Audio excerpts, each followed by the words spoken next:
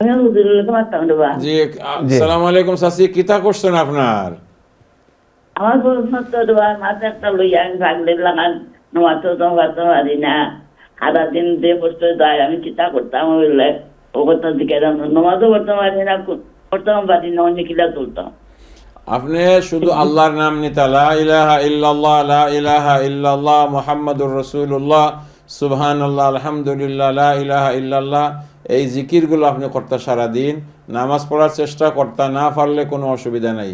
যদি আল্লাহ রাব্বুল আলামিন তৌফিক দেন আলহামদুলিল্লাহ, পড়লা, না পড়লেও আল্লাহ ক্ষমা করবা, কারণ আপনি তো বেমার, আপনি তো অসুস্থ। অসুস্থ মানুষের উপরে কোনো শরীয়ত নাই।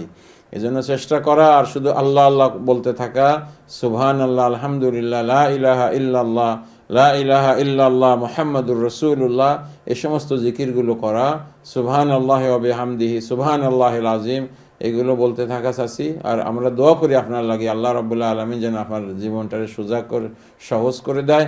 আল্লাহ যেন আপনার উপরে রহম করে, আমিন ইয়া রাব্বাল আলামিন।